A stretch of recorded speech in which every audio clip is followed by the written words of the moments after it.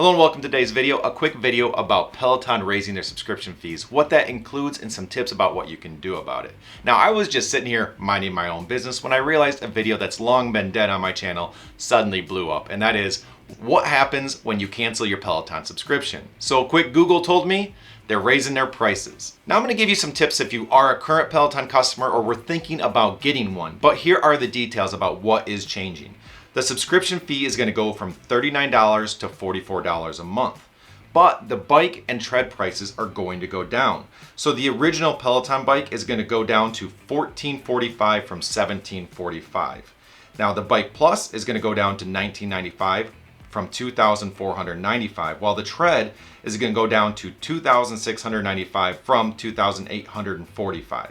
So there's an increase on one side and a decrease on the other. Now I'm surprised about this from a couple of fronts. And the first is when the new CEO took over, he went on CNBC and said he's not interested in raising prices. Now maybe he was talking about the bike and the tread themselves because they did just go down in price, but the subscription went up. And it just seems a little backwards from what was communicated, and that leaves me a little bit of concern about what they're saying versus what they're doing. And as a potential Peloton customer or even an existing one, it just puts a little bit of doubt in my head. Second, if I've learned anything from the comment sections of my videos, specifically the Peloton and Tonal, is that people are willing to pay a premium to get into a product. They're okay with that upfront charge, knowing they're paying for something nice.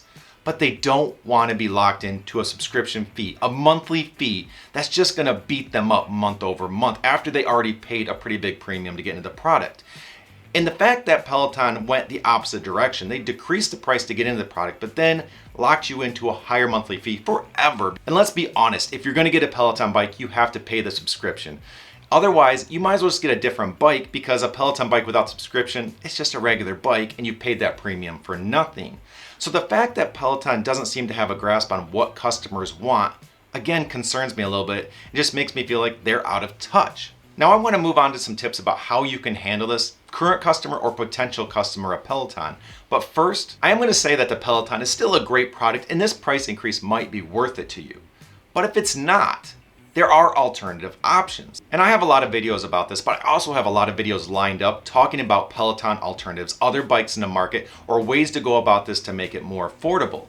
So if that is of interest to you, it might be a good idea to hit that subscribe button right now, because I do have a lot of content coming out in this specific area. Now first, I want to talk about if you're a current Peloton customer. This $5 increase translates to $60 a year.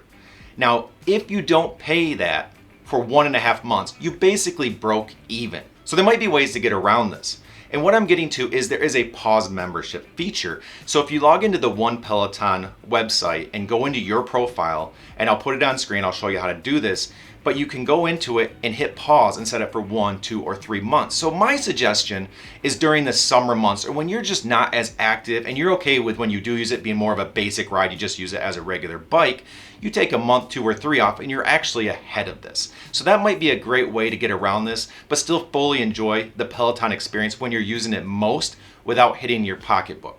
Second, if you were thinking about getting a Peloton and this is starting to become too much for you, there are a lot of alternative options, starting with the do-it-yourself Peloton. Peloton has an app, Peloton Digital, and you can pair this with a lot of different bikes to be at the price point that you want and the experience you want. So you could get a very basic bike at a very entry-level cost. And then you put a Wahoo sensor on it, use the Peloton Digital app with a tablet, and you have a very good experience at a very good price point at $12.99 a month instead of this new increased subscription fee. So that can be a great way of keeping the cost in line.